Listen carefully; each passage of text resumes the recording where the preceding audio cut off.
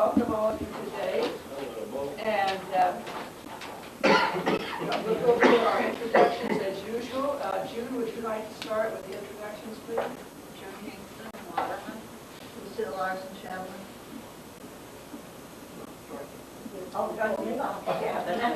Dorothy Gaston, Hinkle, Liddell Charles, or Shabbat. Virginia George Chapman. Charlotte Moore, Shabbat. Mary Moore, Shabbat. Arlene Goldie, Shabbat. Betty Frall, Malden. Sheldon Brooks, Sanders. John Hart, Lee. Ruben Bartosic, Aurora. Bud Burgundy, Kevin. Jonathan Shannon. Janet Warner, Lee. Mavis Wilson, Lee. Doris Saban, Waterman. Carol Ben Shabbat. Lois Kirby, Shabbat. Edmund Ellison, Lee. Clark DeVoe, Chavana. John Charles Ruth Chavana. Chris Saban, Waterman. All right, thank you very much. Welcome. We do have a number of birthdays this month. Virginia George is today. Happy birthday. Judy Kingston is, or Genevieve Holtby, who used to come, she's now in Sycamore, is June 6th. Judy Kingston's is going to be the 20th. Bill Espy, who has been a good member in the past, is the 25th. Charlotte Moore's is the 26th. And Kenny Johnson's is the 26th. Anybody else have a June birthday? You forgot mine. What is yours, Lucille? 26. Sorry about that. I know why you forgot because I'll be next.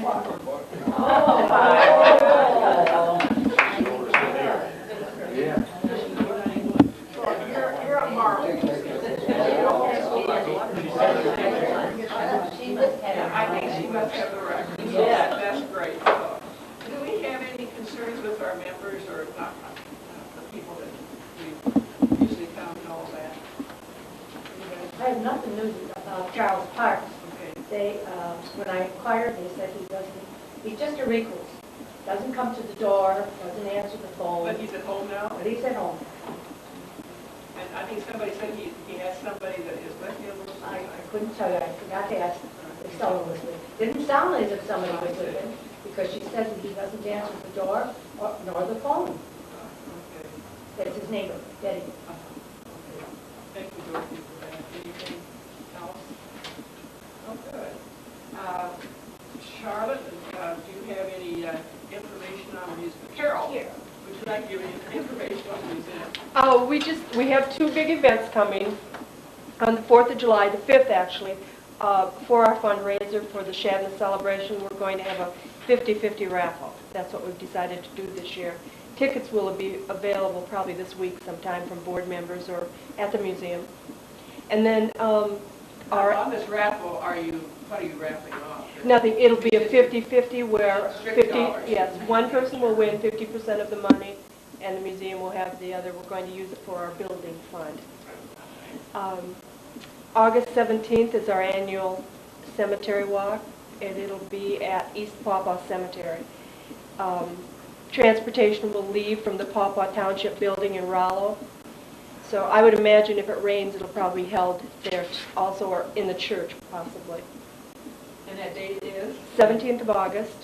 There'll be two performances. If we have a need for a third performance, we'll have one, but right now we have the first one scheduled at 1:30 and the second one at 2:45. And it will be right there, the whole thing. We'll leave from Rollo, go to East Pawpaw Cemetery, which is on Chicago Road, and we'll provide the transportation. So you probably want to show up at Rollo probably half an hour ahead of time or a little less. Where you had part of it at the church here last Mhm. year. You're not going to do that in Rollo. No. It's just strictly everything is going to be at the cemetery. That's correct. Good. I heard something, you said this raffle was for a building fund. Can you tell us a little bit about that at this point or not? We've decided that we've got some money earmarked for building or buying a location because, as you know, now we are in the bank building, which is owned by the village, and there are some issues with it. It's not, it doesn't heat well, and the roof leaks, and there's a lot of things with it, you know, it's good right now, but we want to look into the future. So we've started a building fund. See, all right. We do have some endowment money that we'll probably use for that also. But right now, we're in the early planning stages. Very good. All right. And I know that you're getting pretty well cramped in there. It's too. pretty well cramped. So, Yeah, it is. Sounds wonderful. Carol's just doing a great job. Thank you. And all these gals, throughout the rest of the help down there, they're just doing a marvelous job, so very good. All right. Any show and tell? Anybody has something they want to? Arlene, did you have something? Well, I'm sorting. I'm sorting and doing more sorting. And I found a couple of articles that I had taken out of the Tribune a while ago. One is on Tot Wheels. It's the baby buggies that some of us may have had, some of us may remember, some of us may have never seen. But I thought the article was interesting, so I brought it and it will go to the museum. So I will hear and pass it around and have a gander at them. And then as long as today's the guys' day on being pilots, I brought the article, it was in the transportation section of the Tribune, on the Women's Air Force Service pilots, the WASPs. And I thought maybe the museum would be interested in the WASPs. So, Well, now you men remember the WASP, don't you? Maybe and somebody wants to elaborate on that later on in the interview, which I think kind of interesting, your concept of them while you were in the service. Which I thought about that. Okay, anything else? and I have a third item, and it was something that Mother had said, and it was from April of 1932, a poem regarding while we are going through the Depression. And they actually suggested that it be sung to a song, but anyway, I'm not going to sing it for you, that's for sure. It was from the Farm Bureau newspaper. So I'll pass it around. Thank you. Very good. Anything else? All right. Our next meeting will be July 7th, the first Monday of the month, 9:30 here. And this is going to be kind of a different, I have asked Alex Johnson, who is Christine and Jim Johnson's 16-year-old boy. He is really into genealogy, I guess, of his families, both on both sides. And I thought it'd be kind of fun to have a young person's perspective. And he's going to give it, and they evidently have a lot of family artifacts that he's going to, I think, incorporate in with his historical genealogy. So I thought this might be kind of a fun program. And to try to get some of these young kids involved with history. Okay.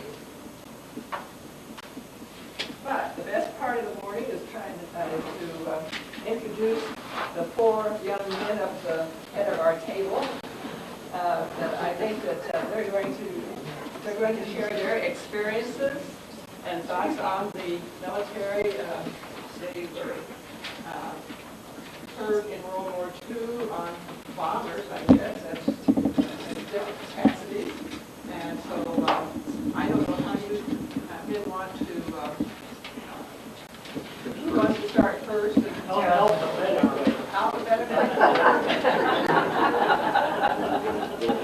So that means Donald Charles is number one. Well, whoever wants to start, that's fine. And there will be questions that people will ask you later, and just spend as much time as you want. So, does somebody want to start? First of all, I'd like to appreciate the young men stuff, because if you know, we were in World War II at that time. We can't be young now. We've all long past that. I don't know exactly what you expect from us, but I know one thing that I heard at one meeting that I was here when we were invited was the difference between now and back then in World War II. Of course, there's a great amount of difference in airplanes and everything else. The one thing that my wife says, be sure to bring up, was this. Back in World War II, you signed up for the duration. And the duration meant that if you were sent overseas, you might not come home until the war was over. There were some guys on the ground over there that spent 3 years before they got to come home. Nowadays, here you see these guys coming home. They've been away for 2 months, and they're coming home, and oh boy, you know, they've been away so long. And in our mind, that's ridiculous. I don't know how long these guys were over there. I was over there about 1.5 years before I got to come home. And you know, and she didn't know anything about where I was, what I was doing, or anything else. You were not allowed to put anything in your letters, where you were, what was going on, because everything was censored. In fact, as an officer, when I was given the job once in a while of reading these enlisted men's letters home to their wives, you know, to make sure they didn't put something in there. And it's kind of, you know, you'd read stuff that you wouldn't want to repeat. And it's a different kind of war completely. Here you hear all about, well, hey, this guy got killed, that guy got killed. Well, yes, they did. But they got killed over there by the bundle, you know. And you didn't hear anything about it. I didn't write her home every time an airplane in our squadron went down. And you just didn't write that sort of stuff. You weren't allowed to. You weren't allowed to say, hey, today we attacked the island of Formosa and hit an oil refiner, or something like that. You weren't allowed to say any of that sort of stuff. And nowadays, hey, there's a guy taking a picture and transmitting it by TV. Yeah, and you get it immediately. You see what these guys are doing. I don't think any of you knew what your relatives were doing over there right at that time. You heard about it later, but you didn't know about it right at that time. The difference in airplanes, you see these airplanes here that these guys have.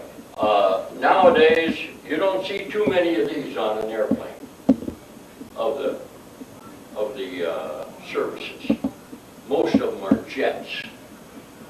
There's some that they still have, don't they? They still use some, but very little. Most of them now are jets. And like these things, I'm not sure what these things apply for speeds. I flew with a B-25, and got one picture here that is a bomber, twin-engine bomber. I can send this around. That had no navigator because all of our missions were strafing and skip bombing, that sort of thing, close to the ground. I've also got some pictures that I can send around showing one of our missions, but and it shows pictures. We had a camera in the tail part of the airplane that as you went over your target, you flipped on the switch, and I don't know how often it was, every half a second or a second, it would take a picture of what you flew over, and it was supposed to show what you hit. A lot of times it showed nothing because you didn't hit nothing. It wasn't as easy as it sounds. You were close to the ground and all that, but it wasn't that easy to hit anything with a bomb. You had to time it just right, you know, drop it just right, and it had to hit just right, or else it'd skip and go out in the field someplace, you know, wouldn't do anything at all. But this is our airplane. I can send that around. And then, well, I'll send along some of this other stuff too. Here's the airplane that I flew in before I was sent overseas. I was an instructor at Luke Field out at Phoenix, Arizona. Luke Field is still there, but it's strictly Top Gun sort of place. It trains pilots in the F-16, I think it is. Yeah, the F-16, and one of the main airplanes that they fly missions with nowadays.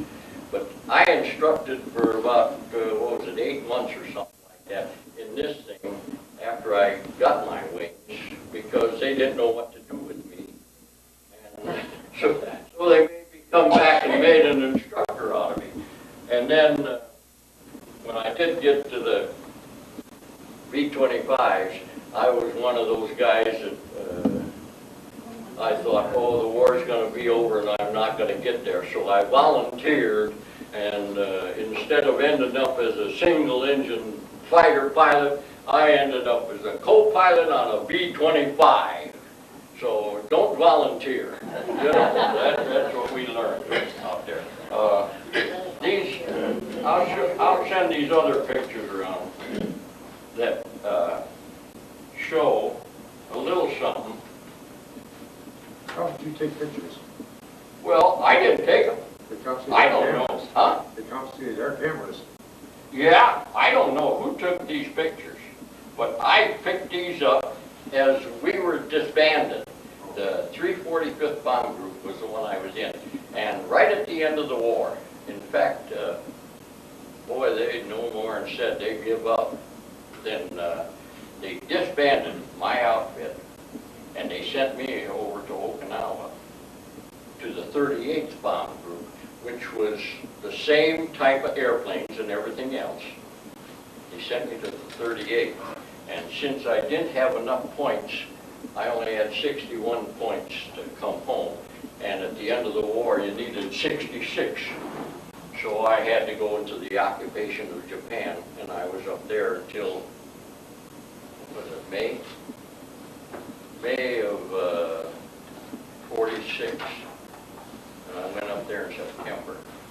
Yeah, I was there until May of 46, because I got home about the 1st of June, wasn't it? 1st of June, yeah, I got home. And no, these are pictures of some of our missions, and it will show how close we get to the ground. There might be something on the back end that this here, I'd like to show this because this was given to each one of us that were in the 345th Bomb Group as they disbanded. And this shows the Japanese, at the end of the war, MacArthur says, hey, send some of your emissaries down here to Manila. I want to talk to them and we'll arrange the surrender conditions and all that sort of stuff and where it's going to take place. So they sent 2 Betty bombers down, and my outfit, the 345th, I wasn't lucky enough to get to do the job. The 345th sent 2 planes, 2 B-25s, up and met these Japanese bombers with their emissaries aboard and escorted them back to the island that we were on, Ieshima, a little island 2 by 5 miles, just off of Okinawa.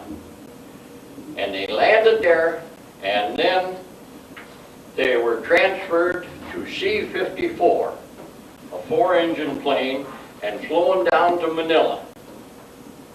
And then after a day or so, they came back to Ieshima, got back in their Jap airplanes, and flew back to the Japanese.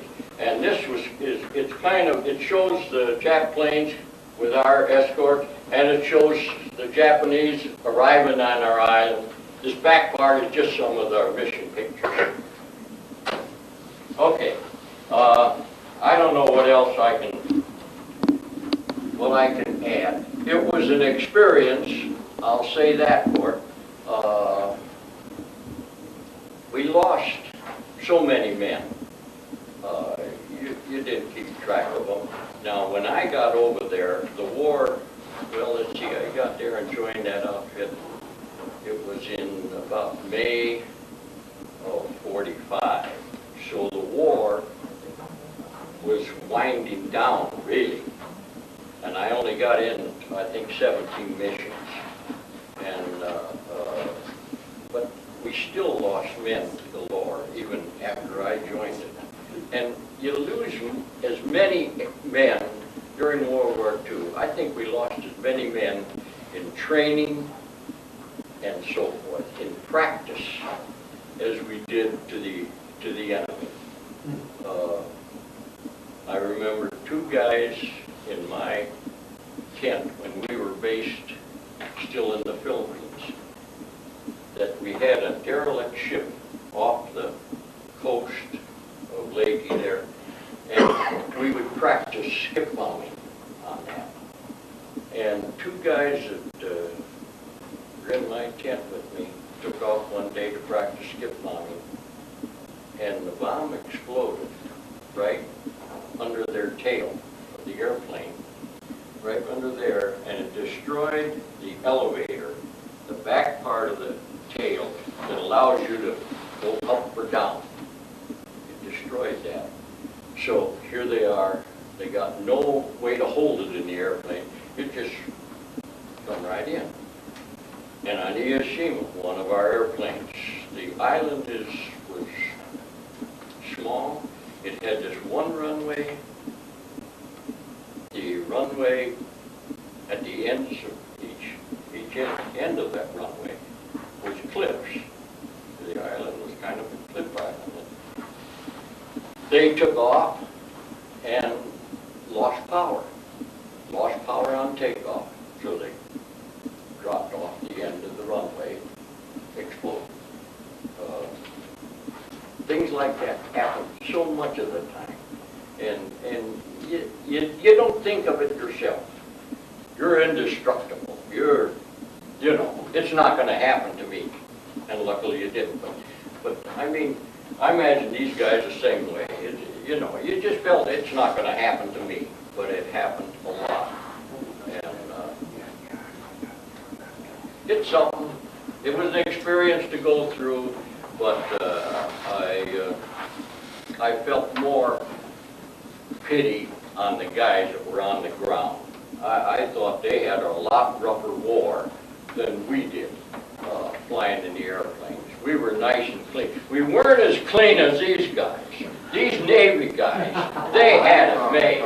I mean, they got good food and all that sort of stuff. Yes. Yes, we like it. Yeah.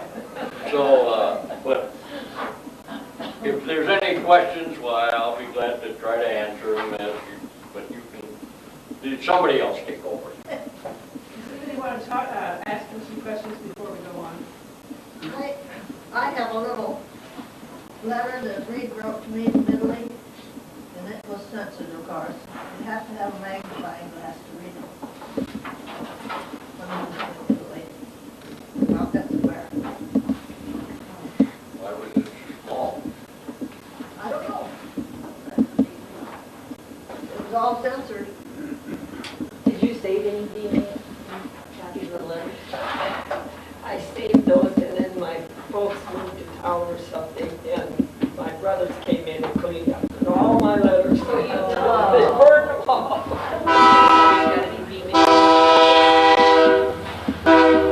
Because at that time, I was down to the University of and we were going to school, so we weren't home to save my things.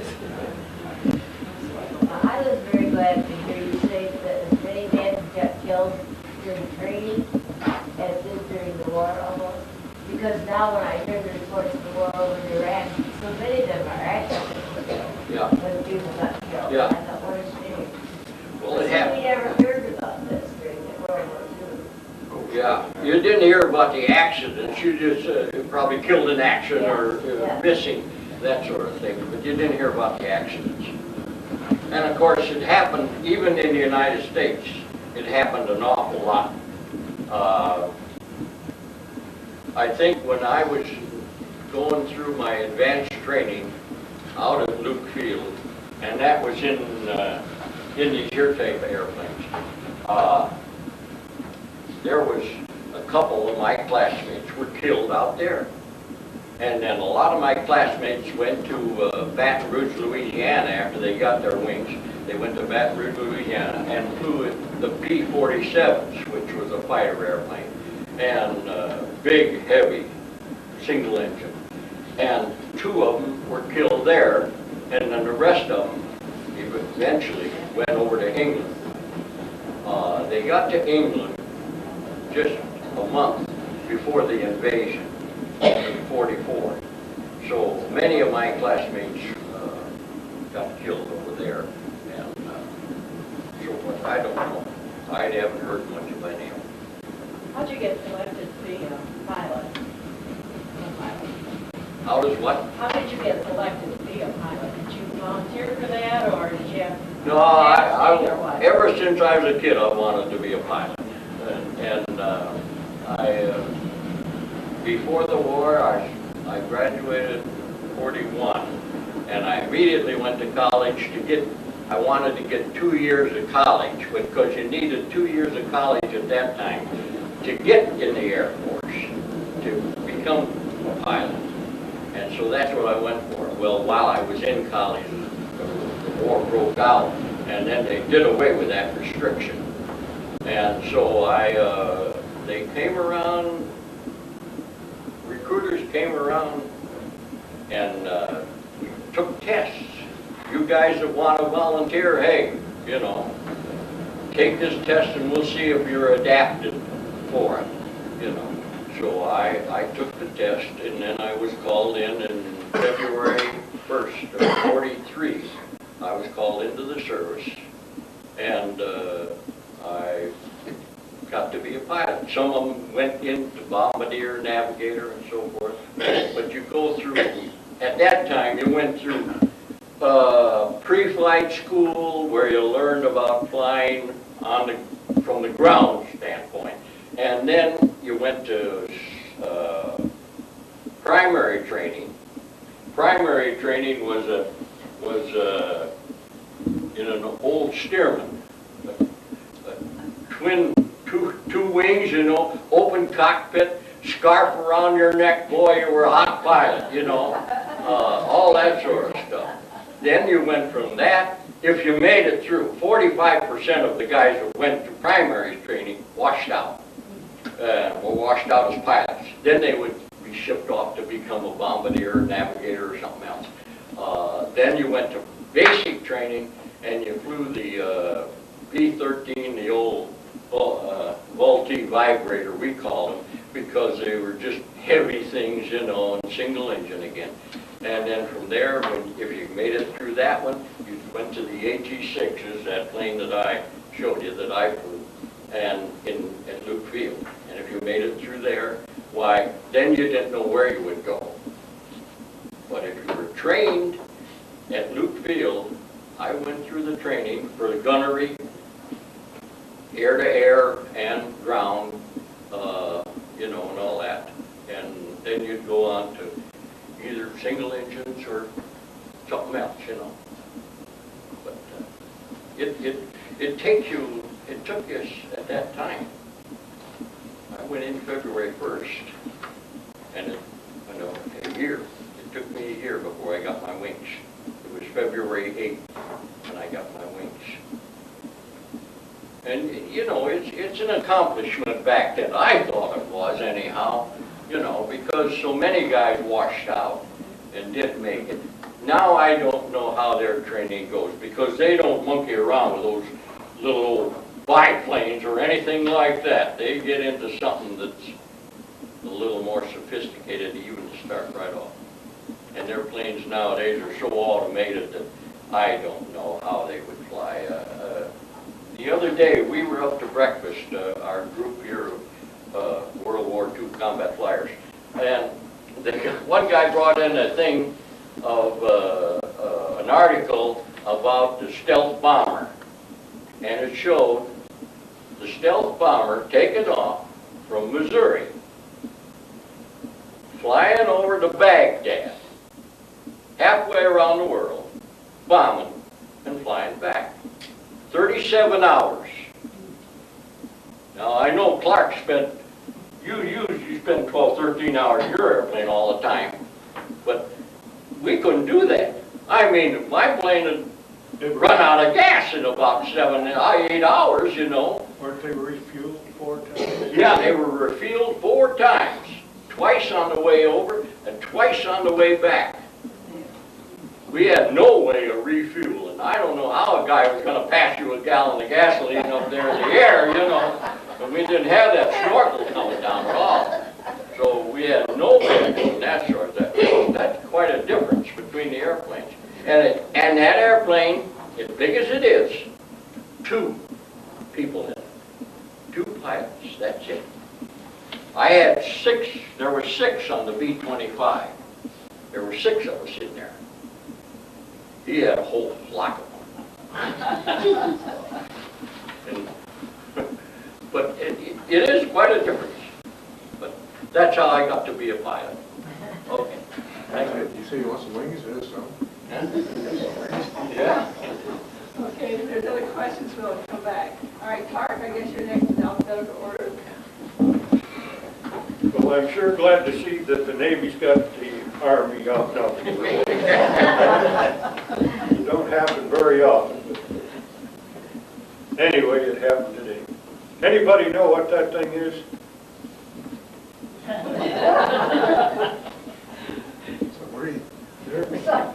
That's what they call a PBM.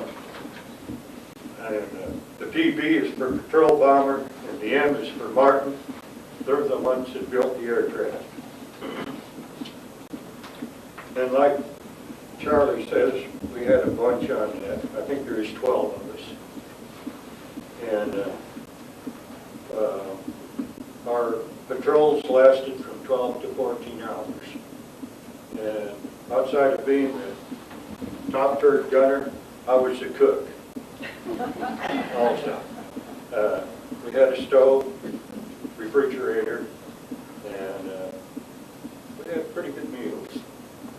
But anyway, I'll give you, I got the paper here and tell you a little pertinent information about it. I'm going to pass this around. I think on page 26 it shows a diagram of the inside of the plane.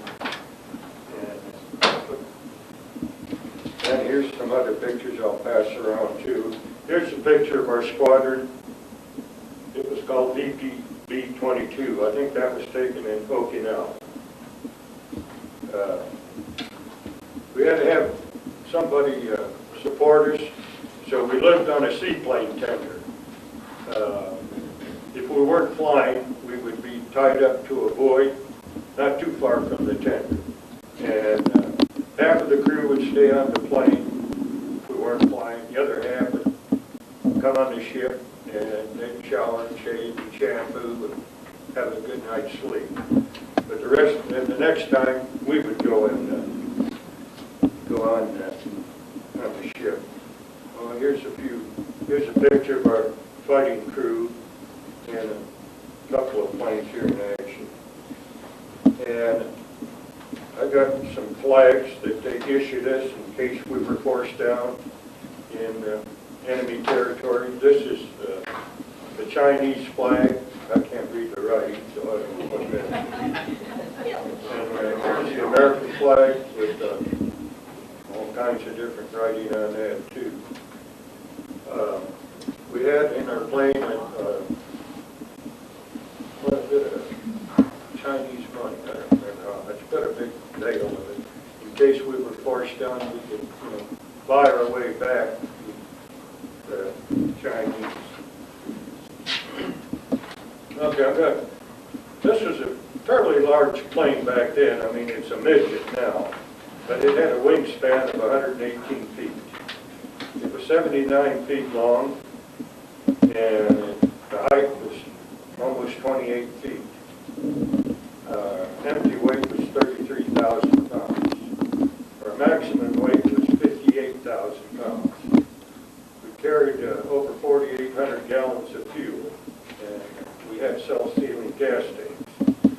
Power was two R2800 Pratt & Whitney engines, and each one was 2,100 horsepower.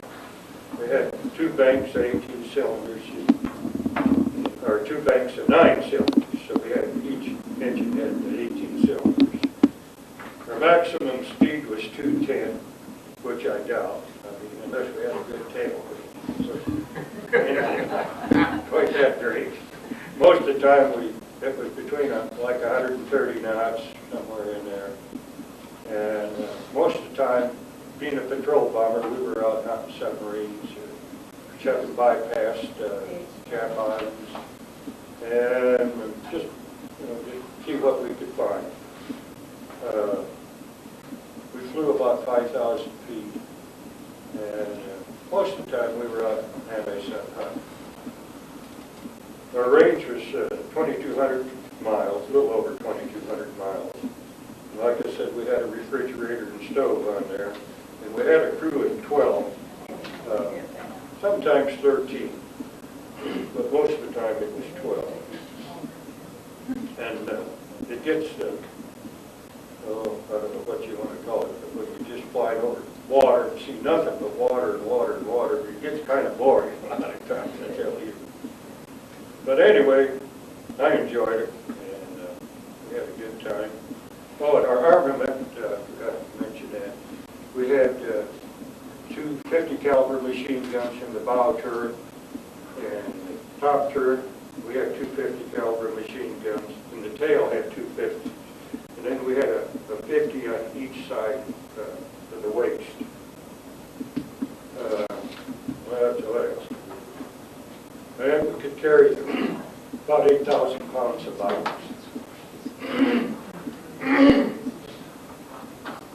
I don't know what else to say. Like I say, it wasn't too exciting. When did you go in and how long were you in and so on? I went in August 1943, and I got out January 16th, I think, of 46. How much training did you have then before you? Well, when I was at Great Lakes, I went to Great Lakes boot camp, and I kind of wanted to get in aviation. But anyway, on the test that come back, they had them stamped, qualified for submarine or aviation duty. And being a submarine, I know I couldn't stand that. So it didn't take me long to make up my mind. I wanted to be up wherever I could see what's going on. So anyway, they sent me to ordnance school in Memphis State, Tennessee Aviation Ordnance School. And that's where we learned about bombs and guns and all that good stuff. And then from there, I went to gunnery school in Florida, and then advanced training then in Banana River, Florida. Then I was back to Corpus Christi, Texas, and from there, then we went on overseas. And this was a period of what, how many months that you went through all this training? Well, I was sick so much when I was at Memphis. I think I spent about as much time in the hospital as I did in training. So it took me about twice as long to get through ordnance school as anybody else. I had started out with the flu, and then I got pneumonia, and then I got scarlet fever. And then I got sick again, my ankle swelled up, and I was running a fever, and they thought I had rheumatic fever. So I was back in the hospital for another 5 weeks. Well, all these times they put you in the hospital, and you've got to be completely cured so you can go out and go. So it kept you in there for a month every time. And anyway, from being in the hospital with pneumonia, and scarlet fever, just laying there doing nothing, and finally you got so you could scrub the floor or something. And then when I went back into school, well, the marching and that, I guess, was too much for my ankles. They were swelling up. They just figured being off my feet so much that it wasn't rheumatic fever. It just that I wasn't on my feet long enough. Well, then when I got to Corpus Christi, I got appendix. I had my appendix. And I was still in the hospital when they got the orders that we were going overseas. And and the doctor wouldn't let me out, so the pilot had to come in, and he talked with the doctor, and they finally decided he'd let me go if they would pack my baggage, put it on the plane, and they called an ambulance, and I went to the plane in an ambulance, and that's when we left Corpus and took off. I'd say they prepared me. Never had any problem after that. That's about it. Did the plane land on the water? Yeah, that's no wheels. No wheels, and that's where you took off from? Yep. Okay. You'd think that would be real smooth, but it is sometimes. You can't even tell that you're hitting the water, right? But then there's other times that, Is that what they call it, like the black cat spotter? No, they have some of them, no, that's definitely, but they did have some PDMs that they painted black, and they called them, black cat. I wasn't in any of them. So. And by the way, I got my, the serial number of the plane that we were on, 59193 on the tail, and that was our squadron number, Yoke 193. So I got that on there, so they're right up to snuff. Were the planes based at one spot, or did they move around? Did you move around with the ship and the planes move, or were you based at one? Yeah, I was in 3 different places. We started out patrolling the Inuit in the Marshall Islands, and we were there for a while. And then we moved up to Saipan in the Marianas, and you can see the B-29s leaving Tinian to bomb Japan. And I think I was there. The war was just about over. Then we moved on up to Okinawa, and we were there, and the war was over with. And then real late, they moved us to Sasebo, Japan. And about all we did was haul mail and, I don't know, just patrol around, I guess. We did fly over Nagasaki, and that was quite a sight from the air. I mean, it looked like crushed rubble all over. Once in a while, you'd see a cement building standing, but it was pretty flat. And the odd part of it, there's no record of that flight in any of the log books. I checked with the pilot, we don't have any. I don't know why, if they were afraid we'd get too much radiation or something, I don't know, but there's no record at all of that flight. Anyway, that's about all I got to say.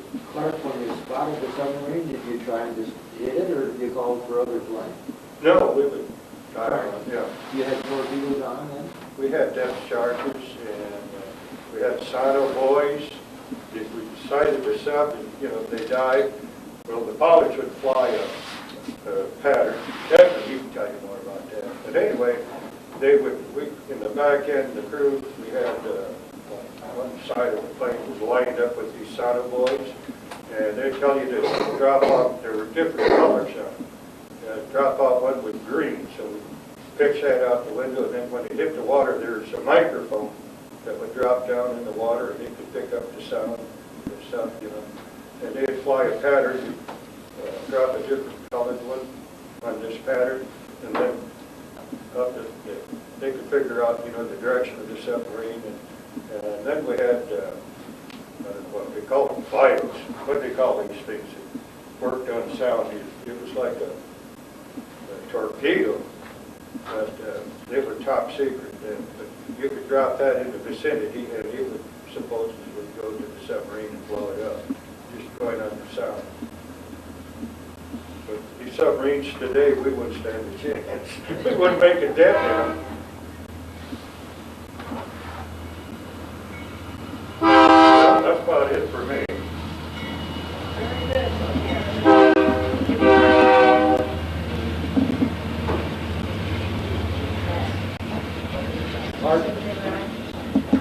My brother, he was on the ship, and they were Japanese suicide bombers. They were just, their life wasn't enough. Oh, yeah. Country, they was goddamn. When we were in Okinawa, everything was blacked out. Right? I mean, it was strictly gutter. That's what some, the carrier I was on, Bunker Hill, Kamikazes, got attacked by 7 of them one time, in all directions, just hanging. So talk about those female pilots, we had ferry pilots who flew from Miami, or not Miami, Los Angeles to Hawaii. Found one day they have 6 F-fighters. You put out a bunch of DC-3 to fly back to Illinois, or the United States, pick up the D-25, maybe. B-51s. They go on different planes. They were allowed to come over the airfield and roll like that forward. Nobody else was allowed to do that. They just fly anything.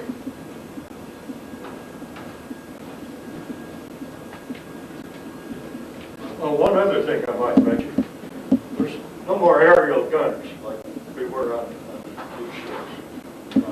Maybe just on probably helicopters you'll have, but other than that, it's all missiles, stuff like that. So the aerial gunner is a thing of the past now, obviously, like the rest of us. Okay, Edmund, let you give yours now. Thank you so much. The World War II combat flyers meet every month at the Parkway Restaurant in Sycamore, and you just never hear you can't believe the stories that we hear. You know, and, I'm going to tell some stories, and I swear they're true. I haven't made any of them up. So We win the war too every month, don't we? every month. But you know, 3 or 4 times. when we enlisted or when we went in, we had no doubt about what we were going to win. There was no question. We knew we were going to win. Okay. Anyway, there's a bunch of them. I didn't get shot down like you did, and some of them that go to this breakfast, they were prisoners of war for many months. I was lucky. So I'm going to take you on a trip now. I'm going to take you, and I'm going to call it the trivia to Taiwan, on the way to Taiwan. And this began back in the oats fields of Illinois. Now you remember back in 41, 42, we still grew oats, and we had to shock oats, cut them, shock them. Well, the day before I went into the Navy, I was shocking oats. And the next day, I got on a train and went to Ames, Iowa, because I was going to Iowa City for Navy cadet training. And trying taking a train to Iowa now. Anyway, we got, and on the way, I went on it, I got on the train in Rochelle, stopped at Dixon and picked up 2 more guys that were going to the same place I was. And after the war, I saw one of them. And they were from Dixon. So then we went on to Iowa City, where they call it the pre-flight training. We didn't do any flying there. It was all academics, ground school, and athletics. I wasn't much of an athlete, so I had a little trouble, especially with swimming. I don't know, I couldn't swim. I was from a farm. But you had to be able to swim in order to get through this ground school. Underwater. Luckily, Iowa City is not too far from Des Moines, and Mavis was working in Des Moines. So if I get grounded on the weekend and couldn't get away, why, she would come and see me. So that made it home. So, anyway, I did get through swimming. One of the tests in swimming was you had to dive in and go underwater and take off your clothes and and get them full of air and close them up again and put them around you to make like a buoy to keep you afloat. It's hard.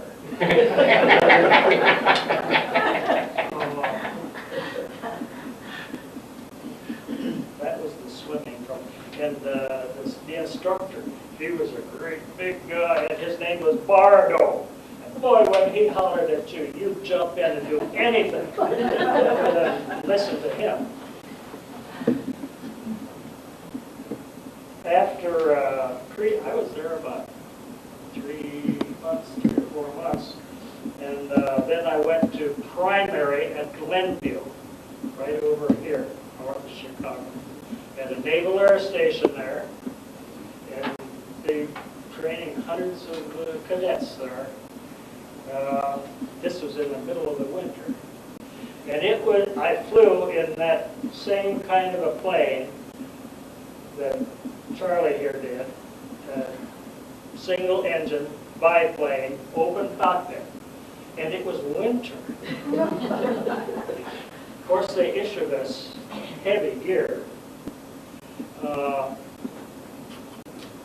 Fleece line gear, and but here's one thing: they didn't issue us gloves, warm gloves. So we got to going out and buying some gloves. Usually fleece line glove, and when we were in the first stages of training, we had to do a lot of acrobatics, and sometimes upside down in all conditions. And one of the cadets had bought a pair of gloves, and they had gauntlets on, like way up to here. They stuck out, they were stiff gauntlets. And wouldn't you know it, when he was upside down once doing a roll, he unbuckled his seatbelt, and he fell out. He fell out of the airplane. I'm not making this up. He fell out, and when he had, we all had parachutes, and he had presence of mind, full of ripcord, and when the chute came out, went snap, and his boots came off. He lost his boots, and he landed in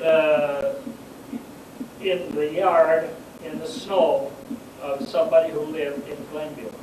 So then he had to call up and got up. He was okay. I can just about remember his name and remember what he looked like.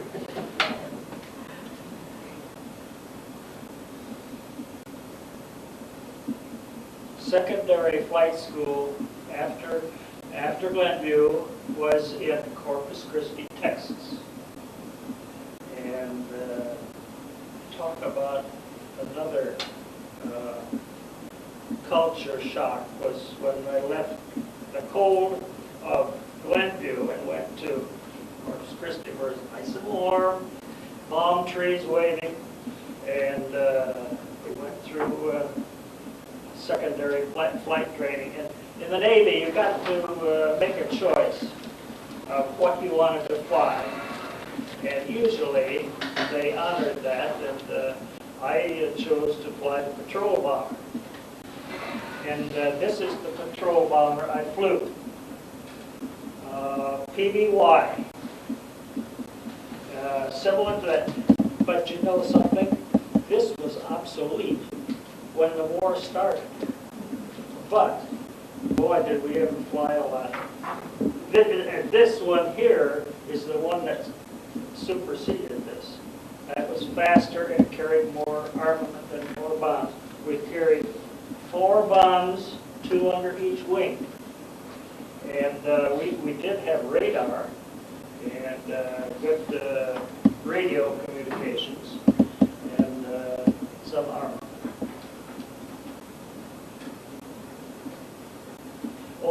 When we were in Corpus Christi,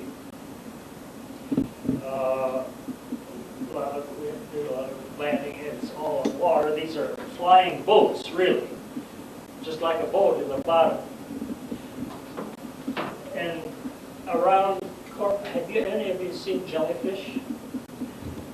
Anyway, I've seen in the bay there at Corpus Christi so many jellyfish you couldn't see the water. And those things are, you know, they look just like mounds of jelly. And then we had to land in those. I don't know if it would work or not, but we did. Landed in the jellyfish and took off again.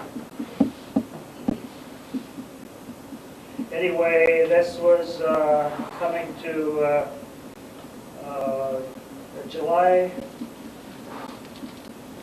of '43. I got my commission and I got my wings of gold. And from there, I was sent to Hollywood, Florida. While we were cadets, no cadets were allowed to get married.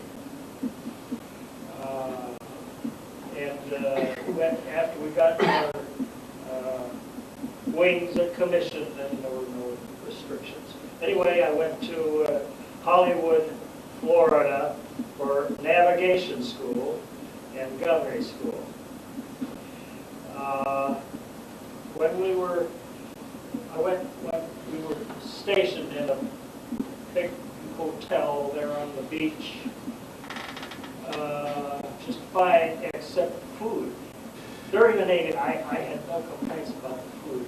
Delicious, everything was good.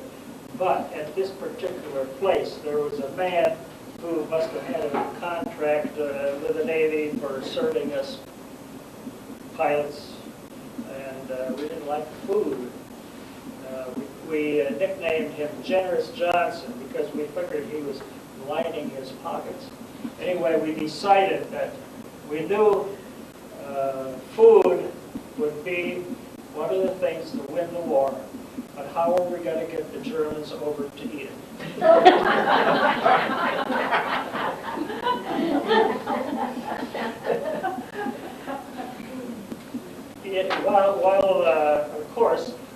While I was in Hollywood, believe it or not, I called for Mavis to come, and we were going to get married. We were engaged. We got engaged a few months before, and she was in Des Moines. And if you want to hear another story, you can call on her. She's got quite a story about her trip. Oh, can I to tell about my Hollywood. trip down? The only way I could get down was on a troop train. And luckily there was one seat available. So I was the only girl on that troop train. And there was no food, there was no air conditioning, the windows were open, and the smoke was just going in one window and out the other. And that was my trip down to get married. But I made it okay. How long did it take? I can't remember, but it seemed like it was endless. And those soldiers were all very nice. And I don't know how many asked me, well, now where are you going? And I said, I'm going to Hollywood. And they said, well, you're going the wrong direction.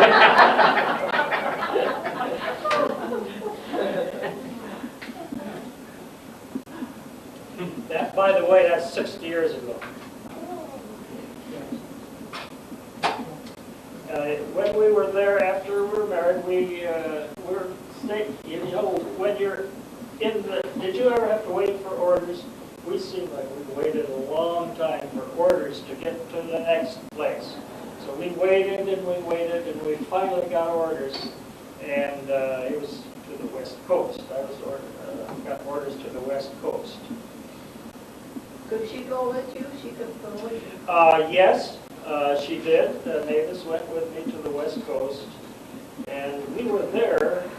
I went up and down the West Coast from San Diego to We'd just find a place to Oakland. leave and we'd have to move. yeah, we moved a lot.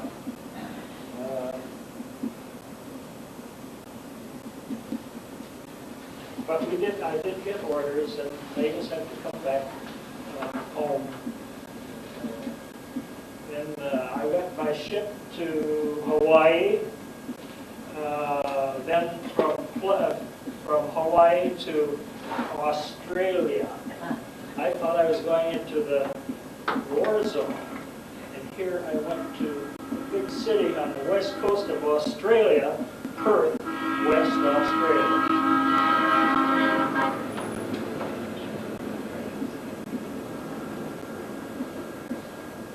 And big city, we were stationed, we were headquartered at a university, and we're stationed at the University Boat Club on the Swan River in Perth. And we did our patrols. This was when the Japs were threatening the west coast of Australia, and we had to do patrols out into the Indian Ocean. We didn't see by that time the threat was dwindling, so we didn't run across any Japs out there. We were told when we on our sectors that we flew, we should watch for whales. If there were any whale pods, we should report them to somebody in the government, yes, in Australia, and also weather. Report the weather. So, you know, you hear about now people flying into the eye of a hurricane. Well, we reported weather way back in World War II. We came back to our base. Well, we didn't get to stay in Perth or Australia very long. We went back around the summit. By the way, you know, everything in Australia seems to me like it's backwards. For one thing, it's down under. You go way under, and then you turn it around and you're on top. Well, anyway, the winter is summer. When we were in Perth, people were going north for the summer, winter. Well, it was winter when it was cold. They'd go north instead of going south. And the drain, you notice the drain in Australia goes around the instead of going. The water goes down the drain. These things, you know, kind of stuff. When we left Australia, we flew the islands. Oh, by the way, how many of you have crossed the equator? A few of you have crossed the equator. In a boat? So we do watch upside down? Pull it out? Did Neptune come up in the boat, on the boat? Yes. I crossed the equator on a plane, and I think Clark has one of these too. But anyway, when you're on a plane, you have everybody sign a short snorkel. And this is a dollar bill, and then there's Australian and Netherlands, Japanese, and the Filipino peso, and Japanese government. Anyway, we carried these short snorters to prove that we could cross the equator.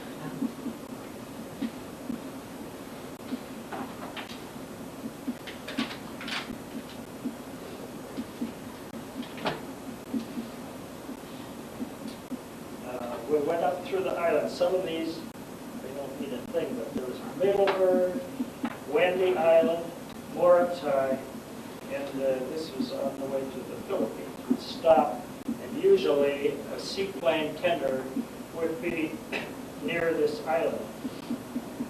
And we would live on board the seaplane tender. And then go up to our planes in a boat. Planes were tied to a buoy. that's the way we would operate. We'd take off in the water, land in the water. And our patrols were anywhere from 10 to 15, 16 hours. We'd take off at dusk, and we would fly all night, and we would come back to the seaplane tender in the morning after the sun was up. One thing I remember, when we got back from that, we'd each get a beer.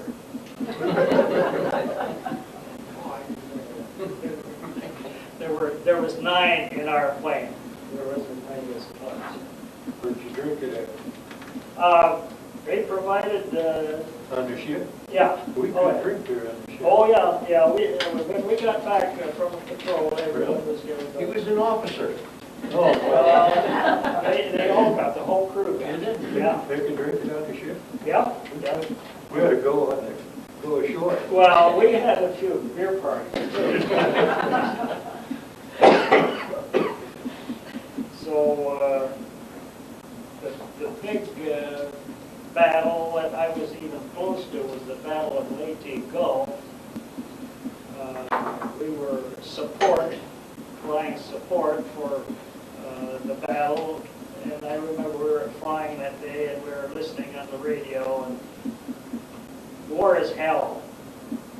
It's serious business. Boy, we heard what was going on. It's really scary.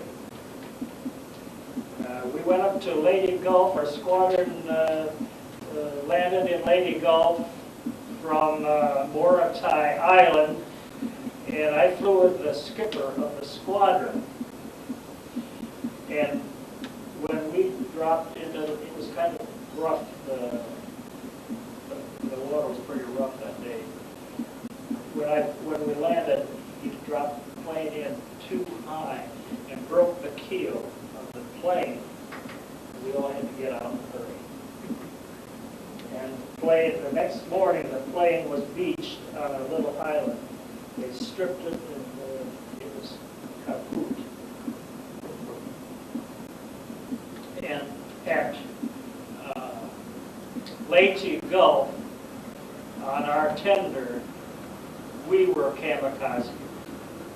We weren't hit, but when you see those planes up there, you don't know who they're going to come, who they're going to hit. And luckily, it wasn't us, but we were kamikaze.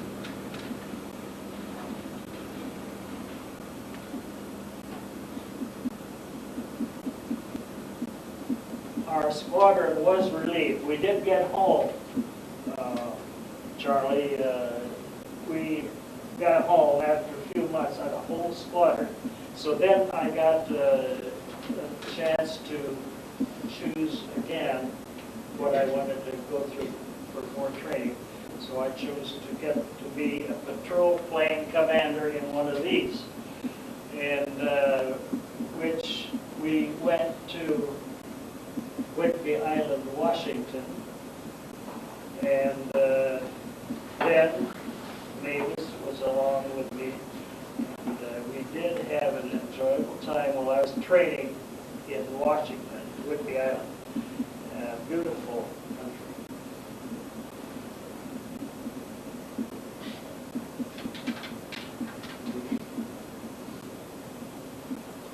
Then I got a plane and a crew.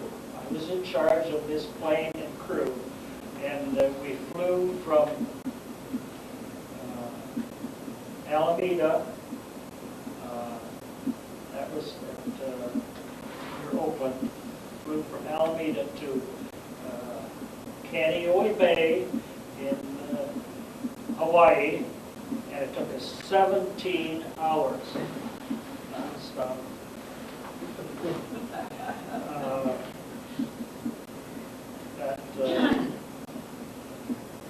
And when I was there in Kaneohe Bay, VJ Day happened. So, what were they going to do with us? They did send us on to a squadron based in the Philippines. And we flew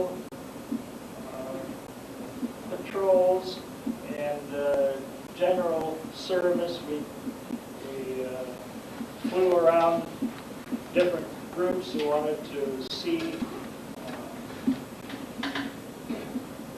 do surveys. And a few of the places, let's see here.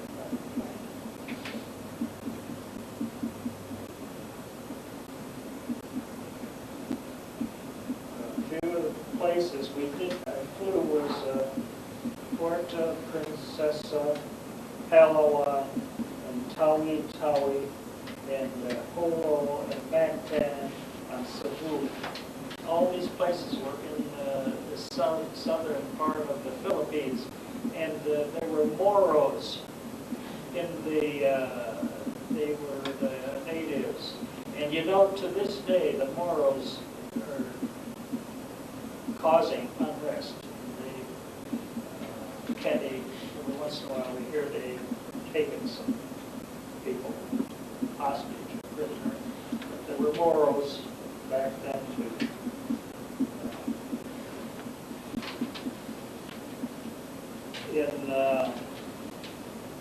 One of the things I was impressed with on one of my patrols in the South China Sea, I flew alongside a water spout, and that is really a sight too. It's like a tornado, just water, big column of water comes up. No, I was wondering, where does the water go after it gets up there? Anyway, I stayed away from it.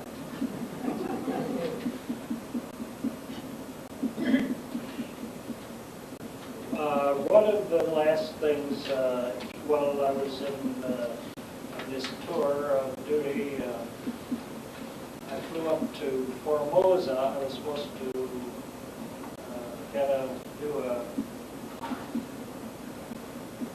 pick up some wounded prisoners. Well, when we got there, we found out that they'd already been rescued.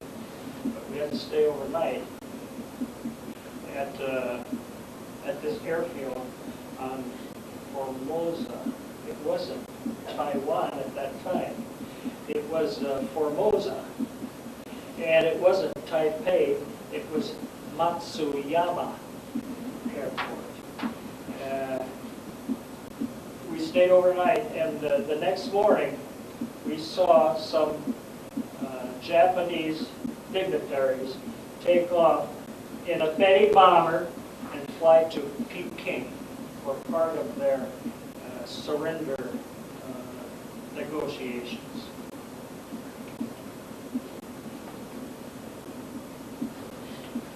Now, how many of you carry good luck charm? Do any of you have a rabbit foot in your pocket? I had a navigator who carried some things in his pocket. They were like little stone crosses, and he called them angel tears. And the story behind that was that when Christ was crucified, the angels wept. And when these tears fell to earth, they formed a cross.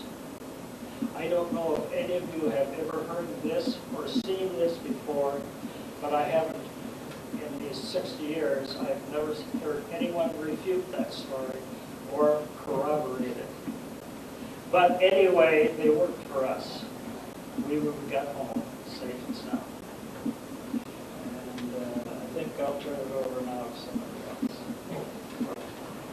Anybody have questions you want to direct to Edmund at this time? You can do it later, but you have something. Did you associate with Black Cat Squadron? Ours was a Black Cat Squadron. Our plane was all black. Yeah, and we flew patrols at night. Yeah. Yeah. Well, plane got down, and one of the other planes would call in. That's where they were. And then we all carried flashlights. Overnight, there was a ship flashlight. Oh, yeah. Yeah. So the only place we'll go down that ocean at night. Yeah.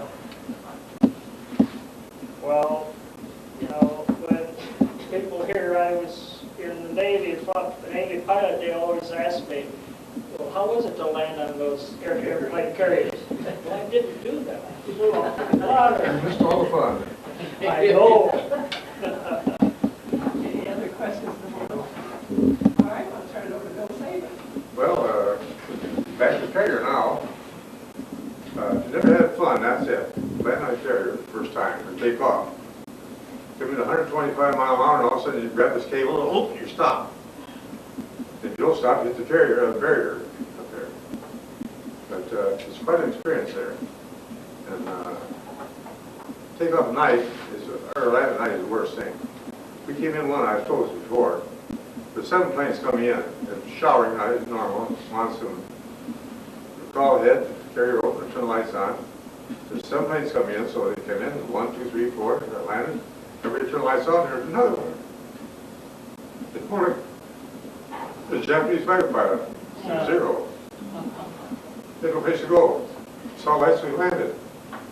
And the funny thing was, he got training in UCLA. And he went on to visit his folks, and they drafted him in the Army out there.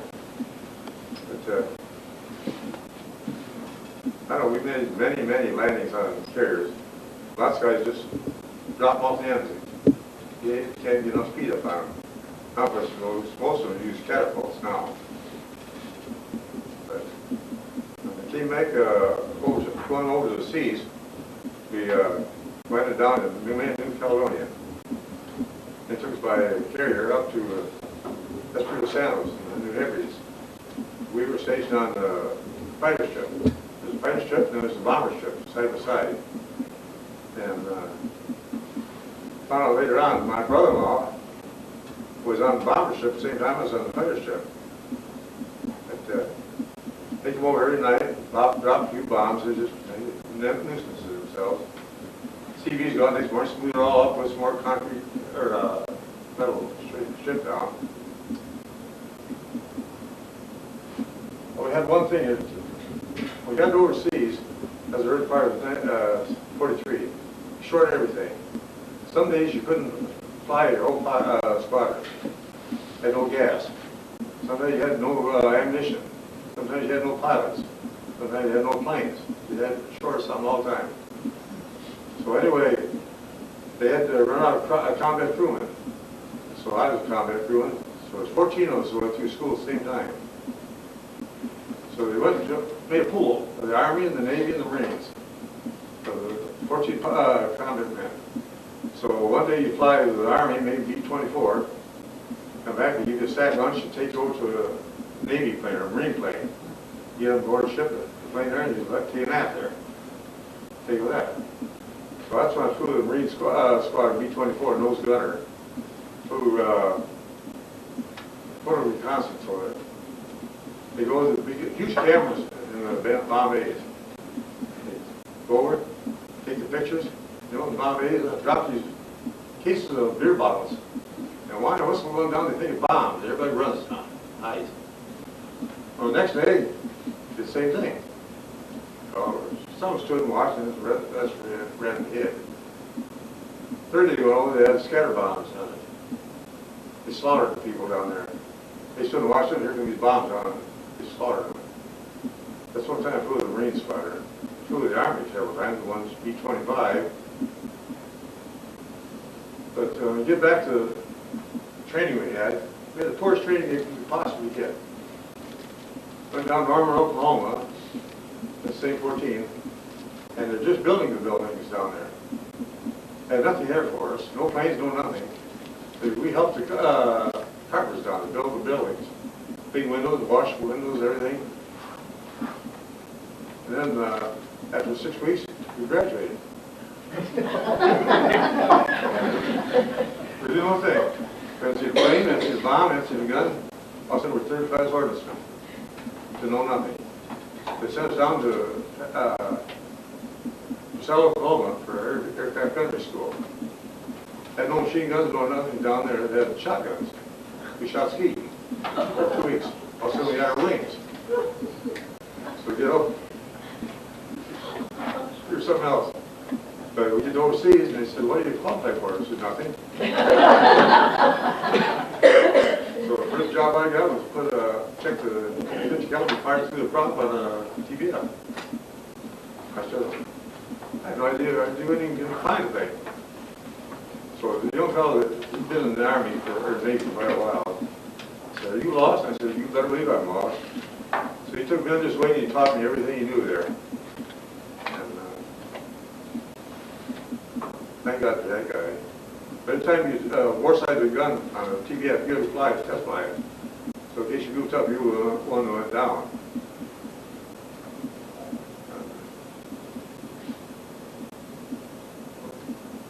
We get shot down in the little Pacific when about 17,000 miles short for shore. Top around the little May West. Hope the black cats didn't find yet. They only did. I think you should tell how many times you landed in the water. 3 times in the water. We went 5 times. Well, yeah, we ran out of gas a couple times. That's the story. But it was quite an experience. So that's about all I can tell you. Did you do any dive bombing? Oh, boy, did we die. Tell us about it. Oh. I started out on the carrier and TBF, torpedo bomber. And I couldn't stand that thing. You go as slow as you can, keep from sinking. 25 feet over the water, and if you pull out, you know, dug the plane all up to all the guns. So I made one run there, and there's 5 planes got shot down. We made it back. Got back, and there's one guy, dive bomber, the man, the crewman, he got hurt. So he needed a new crewman for him. He asked me if I want to take it, and I said, sure did. So I flew SV-2C dive bombers the rest of the time. The next 6 months, then we got relieved. But you went at 12,000 feet. Generally, first off, the fighters go in first, strafing and that. I had to soften up the thing. Then the torpedo bombers go in. And then dive bombers come down straight on. And when you pull out like that, got an awful G on you. You can't hardly lift your arms there. Some smart guy said, you're supposed to strafe when you go by. You can't get your arms above the swing there. I made 19 missions off the carrier as Bunker Hill. And we got relieved, and 6 weeks later, Bunker Hill got sunk. By kamikaze, it sank it.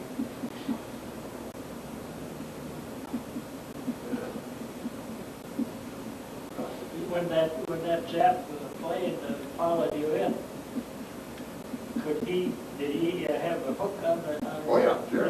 Yeah. He's from another carrier. He couldn't find it. Okay. We came in there. And we got to talk to him. We're going home, Joe. Real pleasant fellow to talk to. That face. But of course, he's supposed to be in brig, but he walked around the deck all the time. And How could he get through all that? How could he get through like that without getting shot down? Airplanes coming in. And their planes were landing too. You wouldn't know the difference. They have this IFF gear on ours. Yeah. didn't use that. Didn't use that. Now, why don't you tell about George Gay? After I got back to Bougainville, my mother said, I need a crewman for tomorrow. I didn't know what Mac was on. Found out he's an instant George Gay, sole survivor, torpedo 80.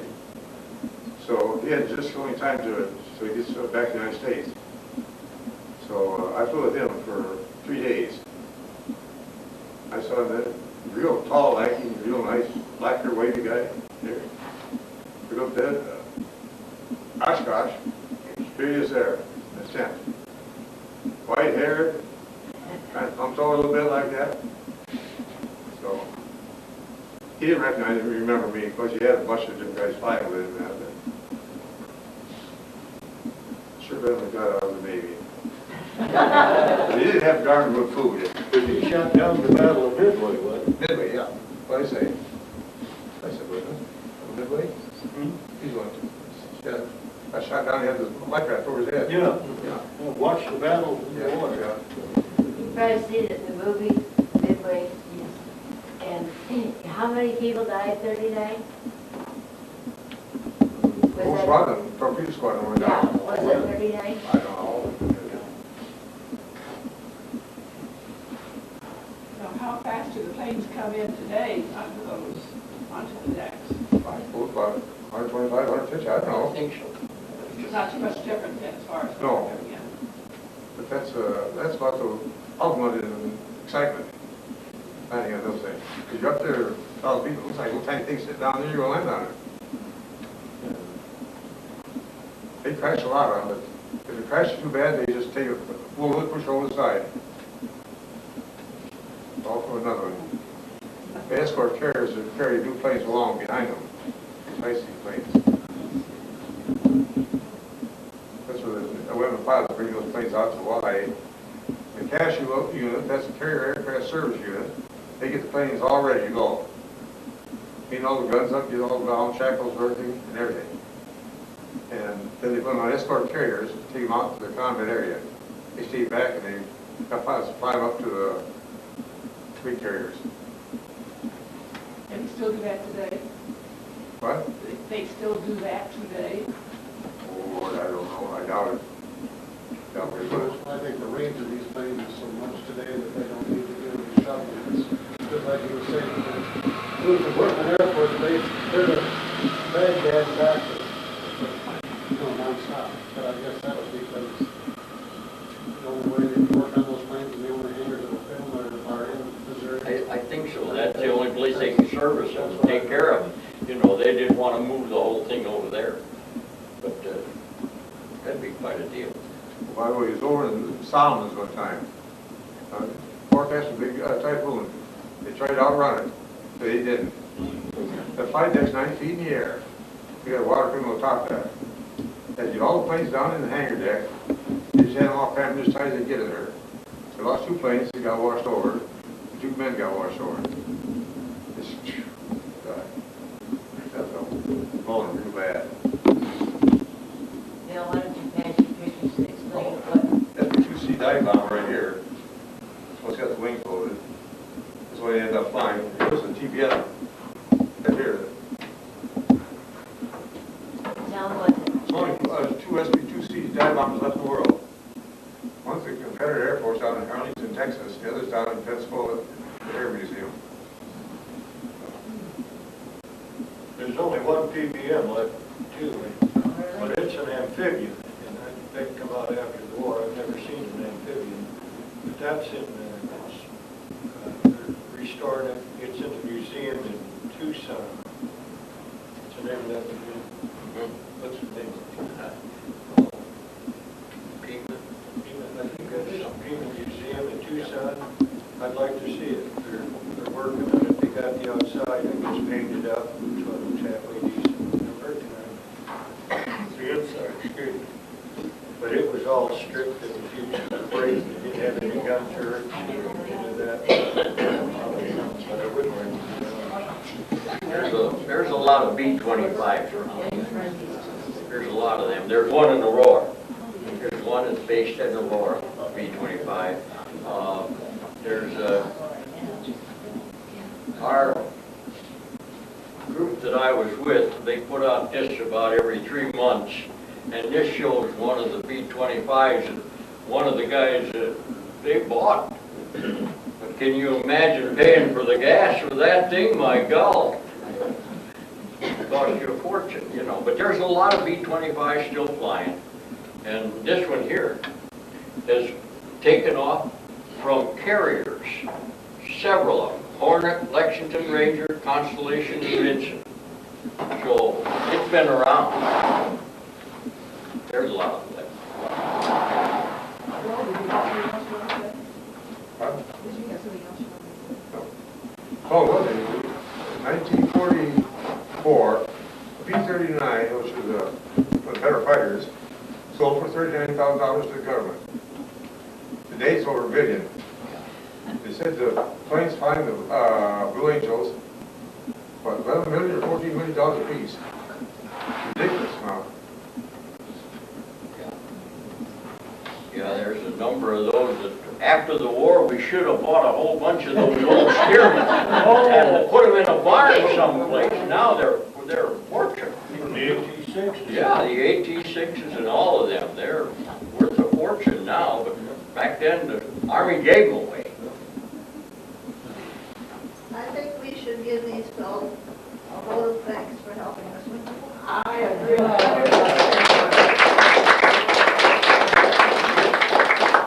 A thought just came to me. I get a sense of pride when I think about the picture of our president landing on the carrier in the Pacific after the war was down. I got a sense of pride when I saw that.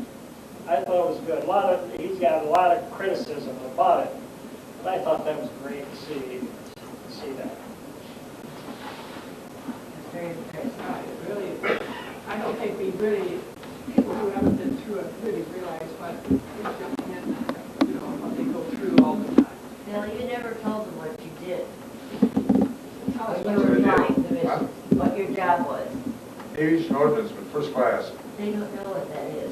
Take care of all the armament on the plane. Bombs, torpedoes, rockets, machine guns, all that stuff. That's what you take care of. I kind of got bypassed out of that. I all of a sudden started flying more.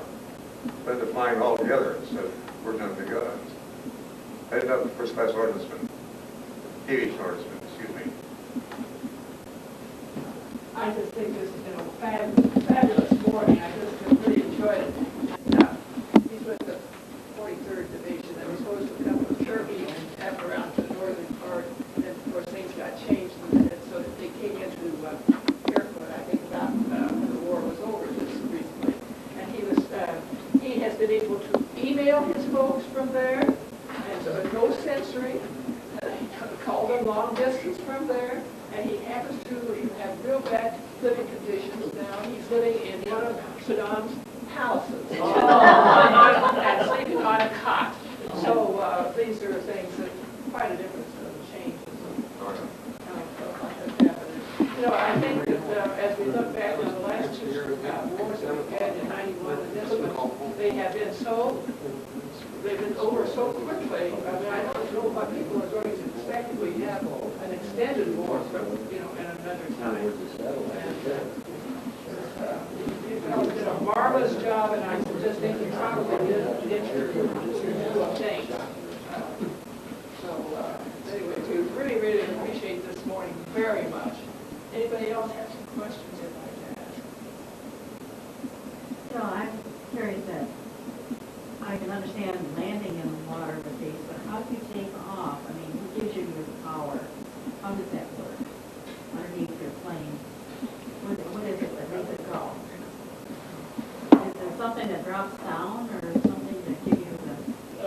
On this plane, now that one has the floats. These wing floats drop down when you land to keep the wing from dipping in the water. But you see, the way this is built, there's a step here, and you have to get up speed to get it up on the step to break the tension. The water has a tension that holds it down until you get up here on the step, and when you get up there, then you can get it into the air. A lot of times when we were heavily loaded, we used JADO to take off. Did you have that? We weren't equipped with it, but we did experiment with it. When we left Alameda on our way to Hawaii, well, we beat that.